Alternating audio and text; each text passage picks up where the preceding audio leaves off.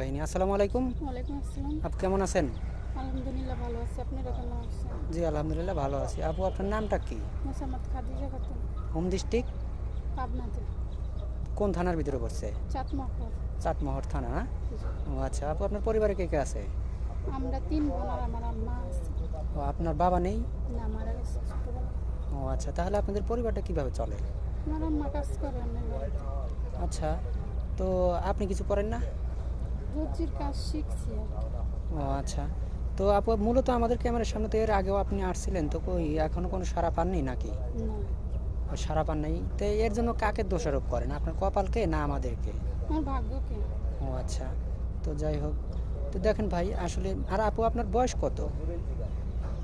20-21। ও 20 বছর শেষে 21 বছর পড়ছেন নাকি? তো যাই হোক, এখন আপু আপনার যে আগে কি বিয়ে শাদী হয়েছিল? জি না। ও বিয়ে শাদী হয় নাই না? তো আপনি কি বড়? জি আমি বড়। ও আচ্ছা, তো এখন আপনি যে আমাদের এই ক্যামেরার সামনে আসছেন মূলত কিসের জন্য? কোনো অর্থ সাহায্যের জন্য নাকি একটা জীবন সঙ্গীর একটা জন্য? জীবন সঙ্গীর জন্য যে ও আমাকে আচ্ছা, ভালোবাসবে। তো কেমন জীবন সঙ্গী চান আপনি? বয়সটা যেমনই কেমন হোক। হতে হবে? ধরেন অনেক ভাই আমাদেরকে ফোন করে দিয়ে থাকে। আপু আপনার কি ফোন আছে? জি না, আমার কোনো ফোন নেই। ও আচ্ছা, তো ধরেন অনেক প্রবাসী ভাই আমাদেরকে ফোন দিয়ে থাকে যে ভাই আমাকে একটা ভালো একটা মেয়ে দেন, তো এরকম বয়সটা বেশি হয়ে গেছে বা বউ আছে বাচ্চা আছে, এরকম হলে কি আপনার চলবে? সমস্যা নাই, সে যে চালাতে পারে আমি চলবে।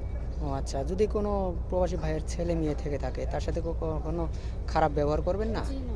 নিজের সন্তানের মতো দেখবেন? দেখবো। ও আচ্ছা, অনেক সুন্দর কথা বলছেন। পরবর্তীতে তো আবার ফের আপনি মনটা তো চেঞ্জ করবেন না যে আমার বাচ্চা না, একে আমি আমার মতো না, কেন কখনোই দেখতে না। যাব? হয়তো বা তার ওয়াইফ অন্য ছেলের সাথে পরকে করে টাকা পয়সা নিয়ে চলে গেছে, হুম। তো আপনি তো আবার এরকম তাকে মার কষ্টটা বুঝতে দিবেন না?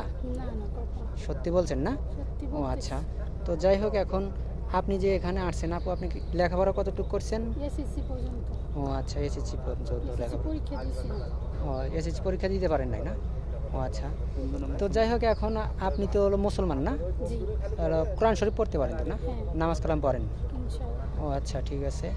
তো এই মুহূর্তে আমার স্ক্রিনে একটা নাম্বার দেখতে পাচ্ছেন, এটা হলো চ্যানেল কর্তৃপক্ষের নাম্বার। অযথা কেউ ভিডিও কল বা অডিও কল দেবেন না, স্ক্রিনশট মেরে ভয়েস দিয়ে আমাদেরকে পাঠিয়ে দিবেন, তাহলে মেয়েটার বিষয়টা আমি আপনাদেরকে জানাতে পারবো।